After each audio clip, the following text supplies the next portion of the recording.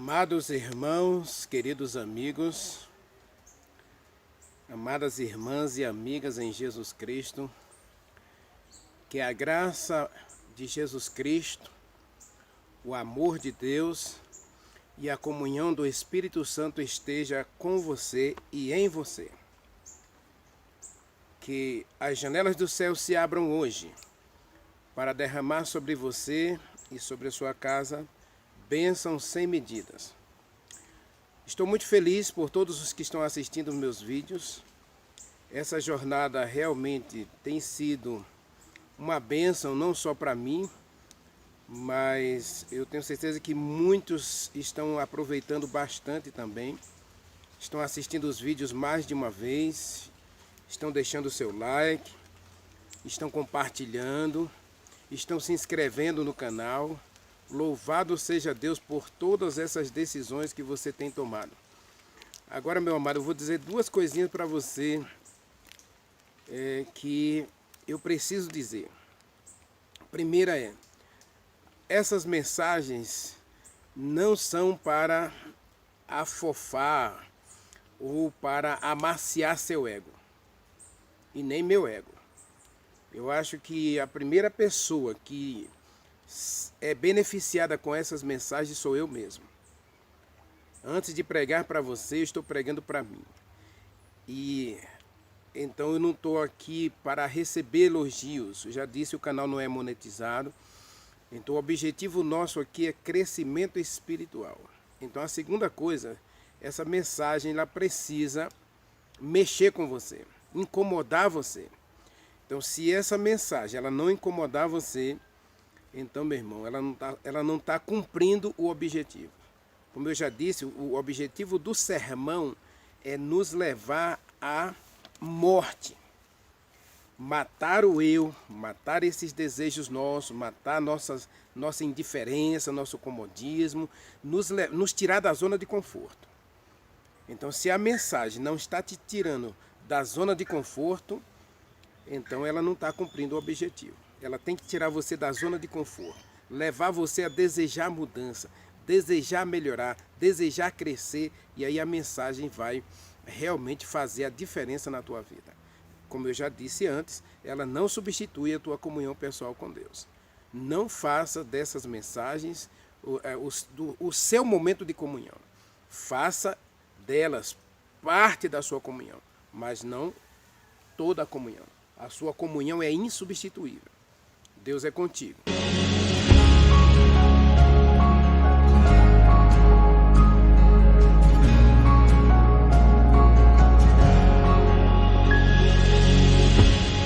Estou aqui, Espírito Santo de Deus, vem falar comigo. Eu preciso ouvir tua voz. Estou aqui, Espírito Santo de Deus, vem falar comigo. Eu preciso ouvir tua voz. Eu irei, para onde posso ir?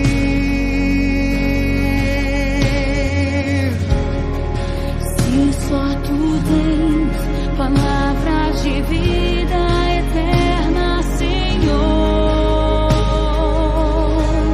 Espírito Santo, tu és meu consolo.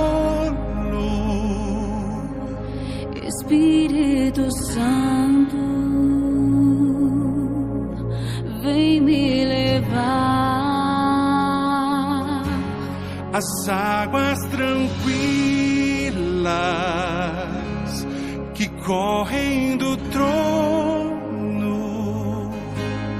Espírito Santo, eu estou aqui.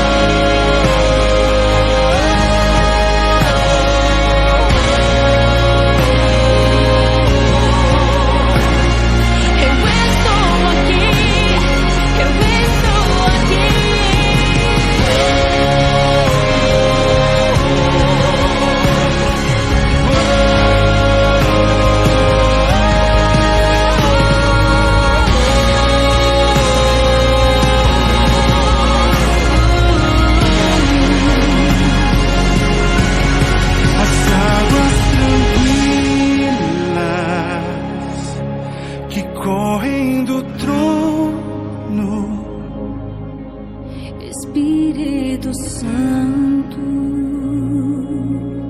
eu estou aqui.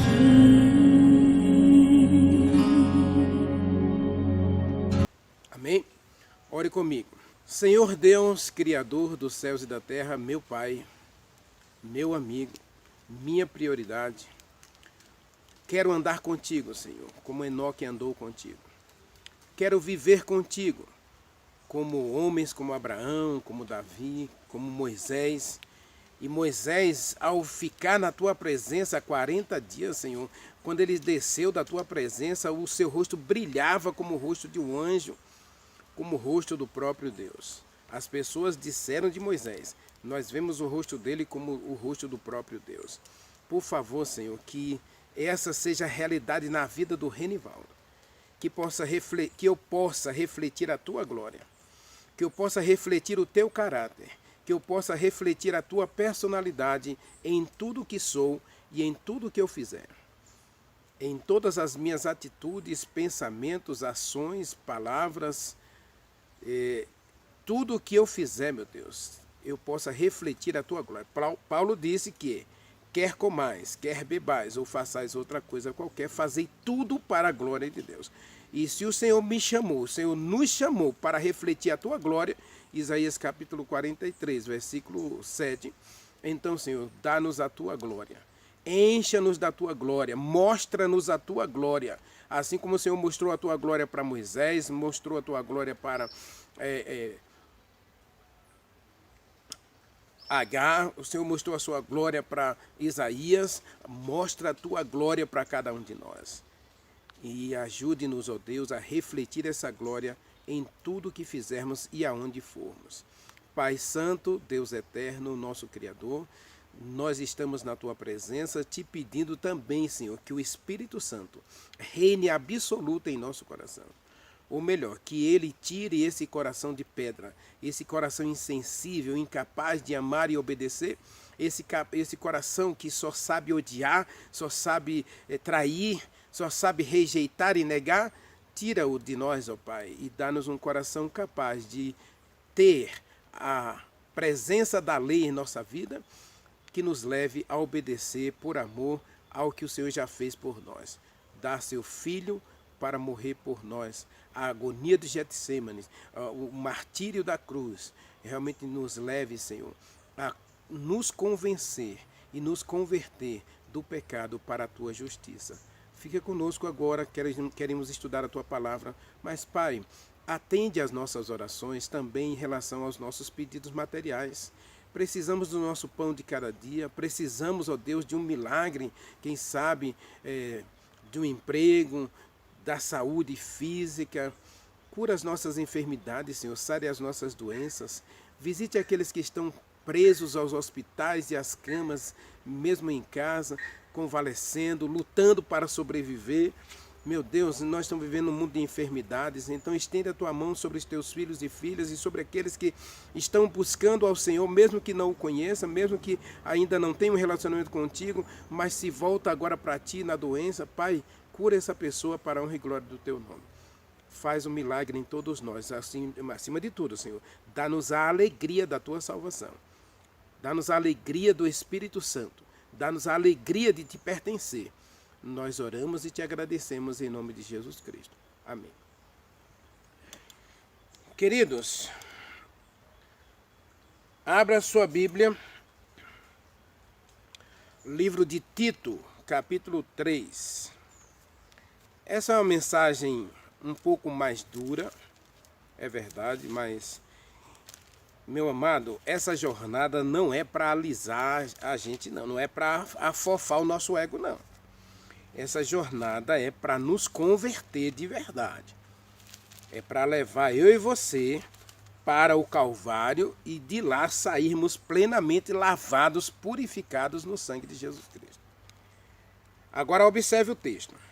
Tito capítulo 3, a partir do versículo 3. Ontem nós mostramos, Romanos capítulo 8, versículo 6, que nós temos o pendor da carne. Nós temos esse pendor que São pensamentos, são desejos, sentimentos, vontades.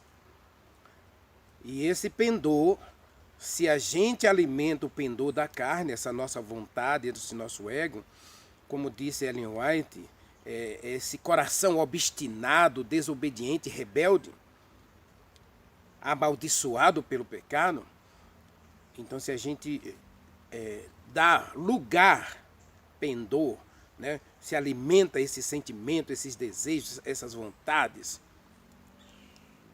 aí a gente se torna inimigo de Deus. Mas o pendor do Espírito leva para a gente para a vida e para a paz.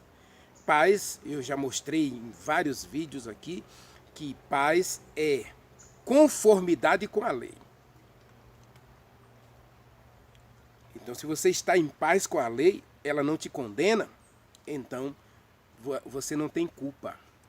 Então você não tem condenação. Não existe condenação para aquele que está em Jesus Cristo, que anda na lei do Espírito.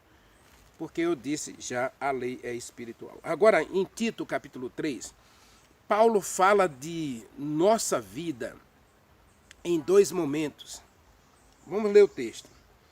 Verso 3 em diante. Diz assim, olha. Pois nós também outrora éramos nécios, em outras versões pode ser insensatos, né? Imprudentes, aí diz desobedientes, desgarrados, escravos de toda sorte de paixões e prazeres, vivendo em maldade e inveja,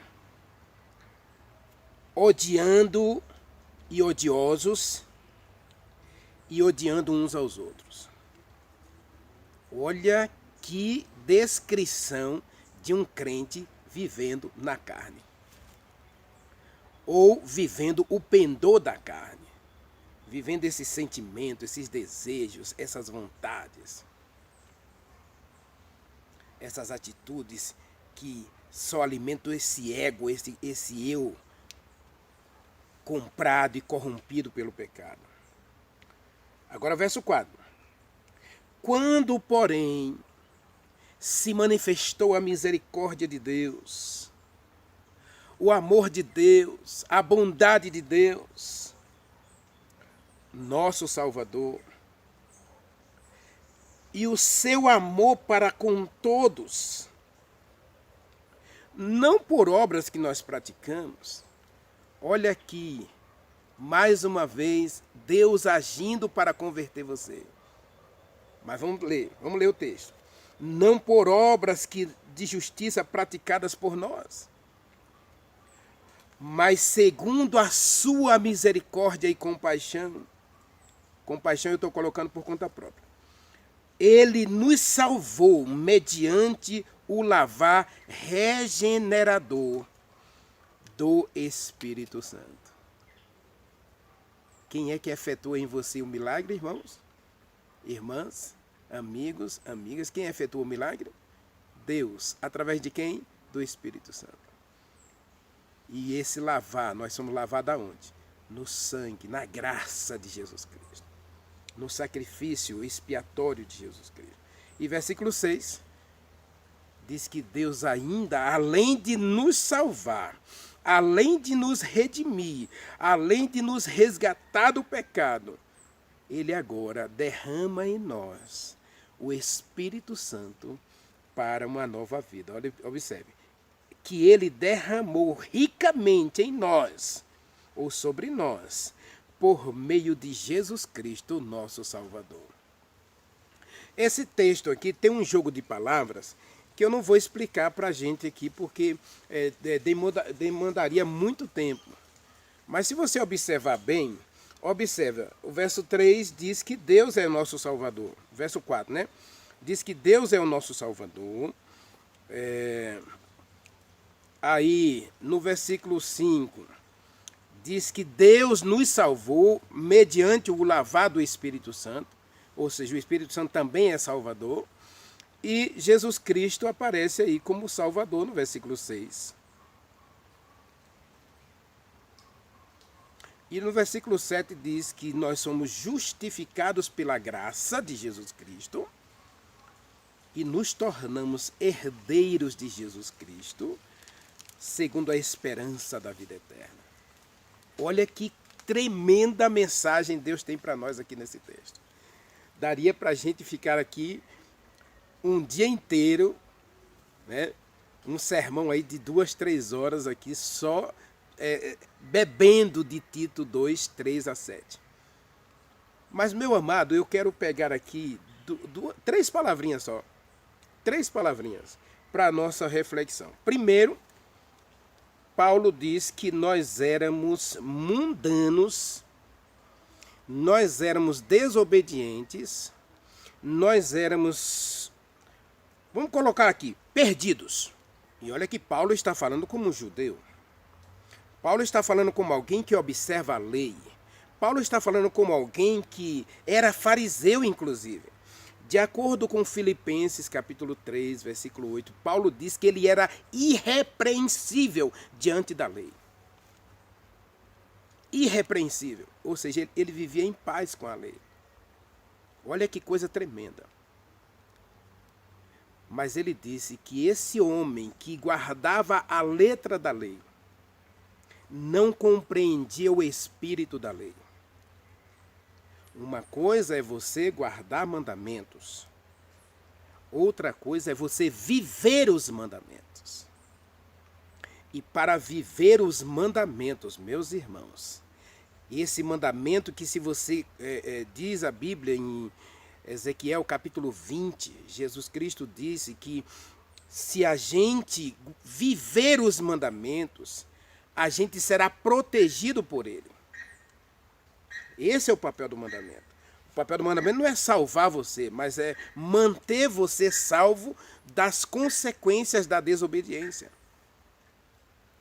E por que Paulo diz aqui que ele era desobediente?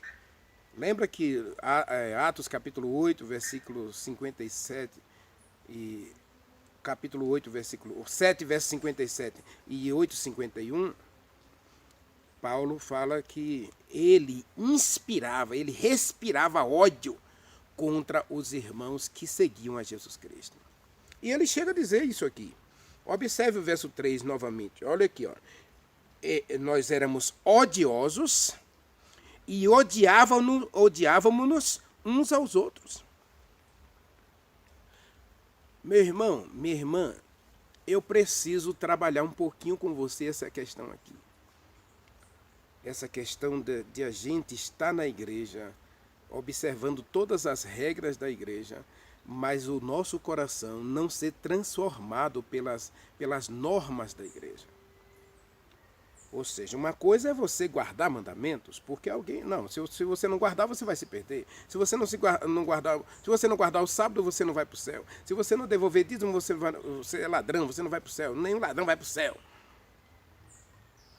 Outra coisa você chega na igreja, não, essa roupa aqui não pode, essa roupa aqui não pode, isso aqui não pode. Então você obedece regras para não ser punido. Não esqueça a mensagem de Jó. Jó tinha um relacionamento bom com Deus, mas em alguns momentos ele tinha medo de Deus. Então eu vou evitar o errado. E aí hoje a gente vê muitas pessoas. Olhe para mim. Eu vou falar muito sério com você. Acredite em mim. Tem muitos cristãos vivendo hoje deprimido dentro da igreja. Não é feliz. Porque você olha para as regras como um empecilho da sua felicidade. Então você pode até guardar sábado, você pode até devolver dízimo, você pode até jejuar, você pode até evitar determinados tipos de alimentos, determinado tipo de roupa. E eu falo que essas reformas são obras da carne, né? E Paulo fala aqui dessas obras de justiça própria. Então nós temos um mundanismo dentro de nós. E agora a gente quer lutar contra esse mundanismo de uma maneira muito materialista. Ou, vamos colocar uma coisa assim, de maneira muito imediatista. Eu quero para agora. Então eu me converti, eu aceitei Jesus, então agora eu quero que tudo dê certo na minha vida. Então você começa a obedecer para receber bênçãos. Gente, quando eu digo que eu já vi pessoas trocar já estava na 11ª igreja, 15ª igreja. Ué, por que você passa em tantas igrejas? Porque eu quero aquela que realmente tenha poder para me abençoar, para que me tire dessa vida de... como foi a expressão que a pessoa usou? De pendenga. Que me tire dessa pendenga, dessa pobreza e me coloque realmente numa vida próspera. Cuidado com a religião da prosperidade, porque a religião da prosperidade é barganha com Deus. É você tentar comprar Deus com obediência. Paulo está falando disso aqui. Agora, esse cristão mundano, ele percebe que essa obediência ela é mecânica, ela não torna você uma pessoa melhor. Eu volto a repetir o começo da nossa jornada. A teoria, mesmo da verdade, não muda quem você é. Olha o que Paulo diz aqui no verso 3. Olha aqui, olha, leia de novo o texto. Olha. Nós, porém, no passado, nós, outrora é passado, né? Éramos nécios ou imprudentes, éramos insensatos, ignorantes. E Deus quer nos tirar dessa ignorância. Nós éramos desobedientes, desgarrados, escravos de toda sorte de paixões. Isso lembra Romanos 8, versos 5 e 6? Percebe? Nós estamos vivendo um cristianismo da carne. Vivendo os desejos da carne, o pendor da carne, as paixões da carne. Querendo agradar a Deus. Não esqueça a mensagem de Romanos capítulo 12. Eu quero ser renovado. Eu quero ser transformado na minha mente pelo Espírito Santo. Você precisa assistir essa mensagem. É uma das mais assistidas, inclusive, né? Mas assista de novo, se você ainda não assistiu. Porque Deus quer mudar a nossa mente. Agora você precisa tirar os olhos de você mesmo, daquilo que você acha que é bom em você. Porque essa bondade nossa, meu irmão, essa bondade nossa, minha irmã, é o grande problema para nós diante de Deus.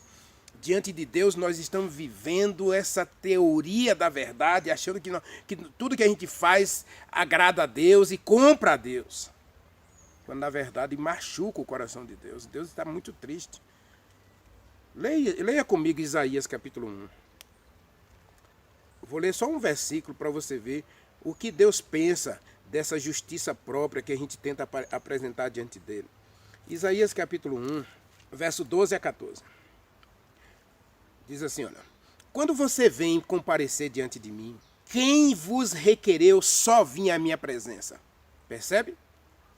Deus está dizendo aqui. Não é suficiente frequentar a igreja. E não é isso que eu quero de você. Leia o texto de novo, analise sozinho e volto a repetir. Não acredite só no que eu estou lendo. Abra a sua Bíblia, leia, marque o texto, depois volte lá, pergunte para Deus, converse com Deus em cima do texto, deixe Deus falar com você através do texto e reclame com Ele até Ele te dar a bênção no texto que você está lendo. Quando vindes para comparecer perante mim, quem vos requereu só pisardes os meus átrios? Não continueis a trazer ofertas vãs. Não sou eu que estou dizendo, não, meu irmão. É o texto aqui, ó. Verso 13 de Isaías 1. Não continueis a trazer ofertas vãs. O incenso é para mim abominação. As ofertas que vocês trazem, o sacrifício, o culto que vocês estão me oferecendo é inútil, é vão, é uma abominação. Abominação é algo que aborrece a Deus, algo que machuca a Deus, que contraria a vontade de Deus. A abominação é algo que realmente tira a Deus do sério. Leva a Deus a ficar irado com a gente, zangado com a gente. Observe aí, no versículo 13. Não sou eu que estou dizendo, não. É Deus que está dizendo. Não continueis a trazer ofertas vãs, ofertas inúteis. O incenso é para mim abominação, e as festas de vocês, os sábados e a convocação da congregação, não posso suportar iniquidade associada ao ajuntamento solene. O que é que Deus está dizendo? Cristão que ama o pecado e quer adorar a Deus. Adora a Deus, mas não aborrece o pecado. É o que Paulo está dizendo lá em Tito, meu irmão. Não, vamos ler o verso 14. As vossas festas da lua nova e as vossas solenidades, a minha alma aborrece. E já me são pesadas, e eu estou cansado de sofrer com isso.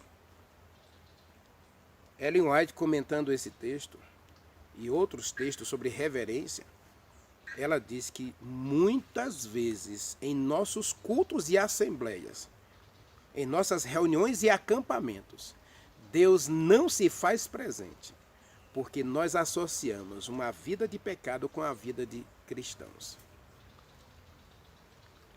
O grave problema do cristianismo moderno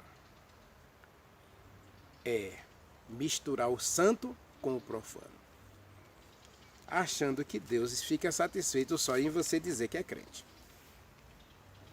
Ah, meu irmão, se Deus ficasse contente só em eu dizer, já sou crente, sou de Jesus, e eu coloco na minha camisa aqui 100% Jesus, já pensou se Deus ficasse contente só com isso? Aí todo mundo ia para o céu. O céu não ia caber. Não ia caber, não. De jeito nenhum. Agora, a mensagem de Tito não é essa, não. A mensagem de Tito diz que a nossa vida não está boa, não. Agora, meu irmão, eu não quero perder a oportunidade de levar você ao convite de Deus. Porque, veja, essa é a realidade nossa como cristãos. Misturando o santo com o profano, adorando a Deus e servindo a nós mesmos, ao eu, às nossas paixões, às nossas luxúrias, aos nossos desejos, às nossas vontades, como a gente viu na mensagem de ontem. O desejo de Deus é mudar a nossa história. Então o convite de Deus para nós está no versículo 4 aqui, olha. Quando, porém, se manifestou a bondade de Deus, a misericórdia de Deus, nosso Salvador. Eu falei na mensagem de Romanos, capítulo 8, versículo 1, né? Primeiro, Deus quer mostrar para você quem Ele é. E o que Ele pode fazer na tua vida. Eu já disse mais de uma vez, e por favor, coloque isso em teu coração de uma vez por todas. Deus não está preocupado com a tua vida de pecado. Nem com o teu ontem. Nem com o que você está fazendo de errado agora. Agora, lógico que o teu agora é importante para Deus, porque Ele quer mudar o teu agora. Porque senão você não tem um depois, você não tem um futuro. Se Deus não conseguir mudar o meu agora, o meu hoje, eu não tenho amanhã. Quando amanhã Jesus Cristo se manifestar para buscar seus filhos, para buscar os filhos de Deus, para buscar seus irmãos. Jesus Cristo diz que Ele morreu pelos seus amigos. Quando Ele vier buscar seus amigos, você vai ser achado entre os amigos de Jesus Cristo, entre os irmãos de Jesus Cristo, entre os filhos de Deus. Então, se Deus não mudar o meu agora, eu não tenho amanhã. Lógico que quando a mulher samaritana chega ao poço, ela vai buscar água comum. E Jesus Cristo disse para ela, se você continuar bebendo dessa água, ou seja, se você continuar vivendo essa doutrina mentirosa da sua crença, da sua família, dos seus pais, da sua igreja, da sua comunidade de fé, você não chegará a lugar nenhum. Você vai continuar com sede. Você vai continuar morto espiritualmente. Jesus disse isso para mim e para você também. Agora eu quero mudar o teu agora. E aí diz o texto, Ele manifesta a sua bondade. Ele manifesta a sua bondade. E qual é a bondade de Deus aqui? Diz aqui, ó, quando se manifestou, porém, Quando, porém, se manifestou a bondade de Deus, a benignidade de Deus, nosso Salvador. Então aqui, meu irmão, a palavra-chave aqui é: Deus é bom. Ele é tão bom que aceita, que ama você e eu como pecador. Mesmo a gente vivendo essa hipocrisia religiosa, mesmo a gente vivendo essa hipocrisia de cristianismo, Deus diz: filho, eu ainda tenho esperança em você. E agora a gente percebe que ele manifesta a bondade dele. Ele se apresenta para mim e para você como um Salvador. Ele se apresenta para mim e para você como um Deus de amor. Diz o verso 4 aí, ó. E no seu amor, e o seu amor para com todo pecador, para com todos nós do verso 3. Todos nós que somos desobedientes, rebeldes, amantes das paixões, dos prazeres desse mundo, maldosos e amaldiçoados pelo pecado, invejosos, odiosos, que odeia os outros, que trai os outros, que mente, que trapaceia. Aqui é o que o texto está dizendo, o verso 4. Você pode ligar o verso 3 ao verso 4. Deus mostra o seu amor para com os rebeldes, para com os desobedientes, com os desgarrados, com os escravos de toda sorte de paixões. Ele mostra o seu amor para com aqueles que vivem na malícia, vivem na inveja, são odiosos e odeiam uns aos outros. Deus manifestou o amor para com todos. Deus manifesta o seu amor para com todos os pecadores, meus irmãos. Eu amo esse Deus. E às vezes eu choro porque essa noite eu estava pensando nessa mensagem e eu chorei abundantemente. Como é que Deus pode amar a gente assim, desse jeito? Não tem lógica. E o pior de tudo não é nem a gente... Eu já disse que essas práticas ela é consequência do nosso afastamento da vontade de Deus. Nós somos pecadores, não é porque adulteramos, mentimos, roubamos, matamos, invejamos uns aos outros. Não. Nós somos pecadores porque deixamos a Deus, a nossa glória. Abandonamos a fonte das águas vivas, abandonamos o poço das águas vivas para beber das cisternas rotas deste mundo. Amamos esse eu, amamos as coisas, somos egoístas, somos avarentos, jactanciosos e desprezamos a vontade de Deus. Isso é pecado. Pecado é a separação de Deus, meu irmão. O que você faz é consequência. Pecado não é o que você faz, pecado é o que você é em relação a Deus. Você é um filho que obedece? Ou você é um filho rebelde, como o filho pródigo, que está sempre fugindo da vontade do Pai? E ainda quer desfrutar as bênçãos do Pai. Leia de novo Isaías capítulo 1, olha, o capítulo todo de Isaías 1 é uma chicotada na nossa vida. No versículo 6, Deus chega a dizer que não existe coisa sã na minha cabeça. O que eu tenho na minha cabeça é lixo. A minha justiça, diz Isaías 61, se eu não estou enganado, que a minha justiça é como trapo de imundícia. Mas eu me acho bom demais. Eu me acho... tudo que eu faço... Não, eu obedeço. Eu obedeço a tudo. Eu faço tudo que Deus manda. Não foi isso que Israel disse? Israel, quando saiu do Egito, Deus disse assim, eu quero falar com eles. E agora Moisés disse, olha, Deus vai falar com vocês amanhã. E ele disse, fale você, não fale Deus. E tudo que Deus falar para você, a gente vai obedecer. E na semana seguinte eles estavam fazendo bezerro de ouro. Esses somos nós. Agora esse Deus manifesta bondade para comigo e bondade para com você. E aí ainda tem mais. Ele derrama o amor em nosso coração. Romanos capítulo 5, versículo 8. Ele derrama esse amor, essa bondade em meu coração para mudar a minha história.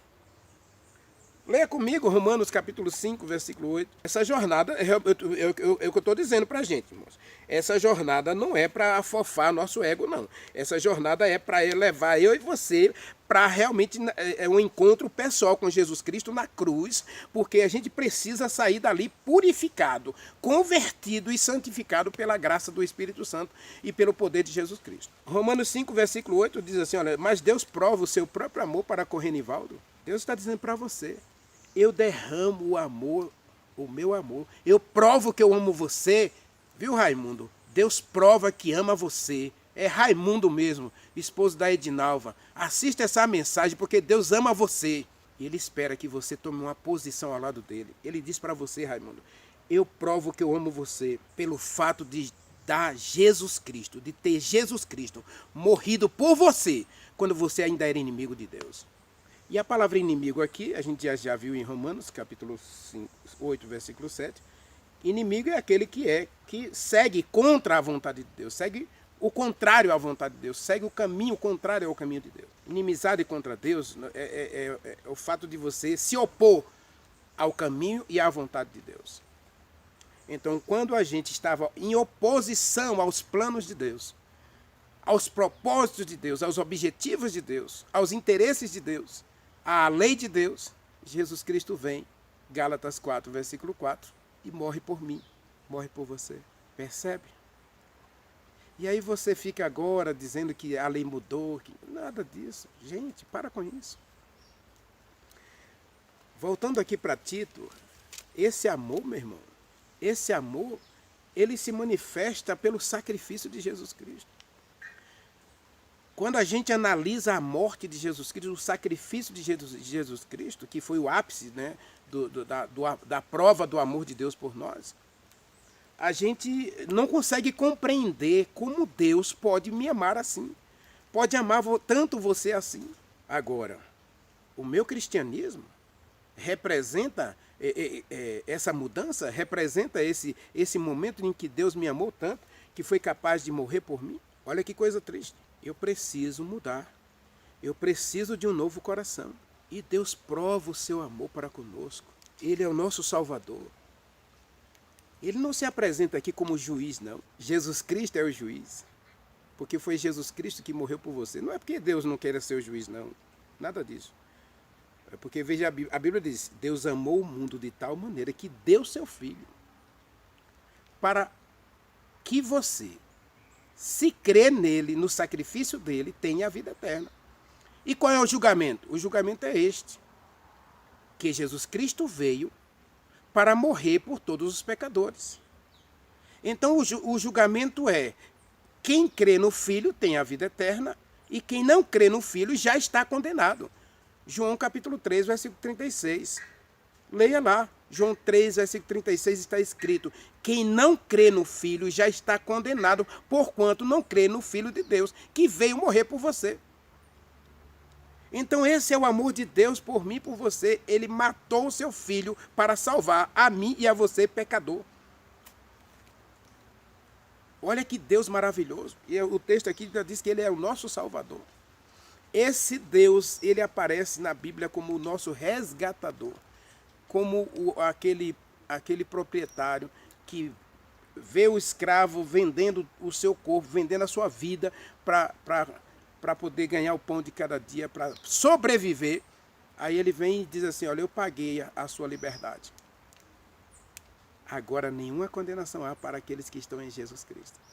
Assista as mensagens anteriores. Você pensa que as mensagens elas não estão conectadas? Elas estão conectadas.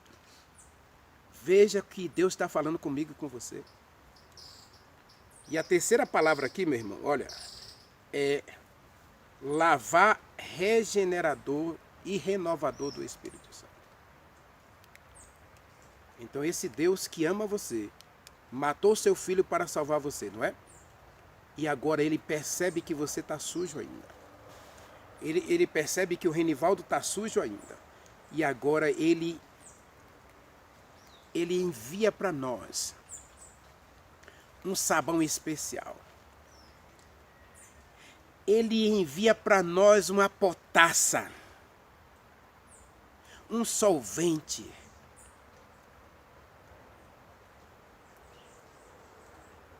meu irmão, ele envia para nós uma água boa, uma água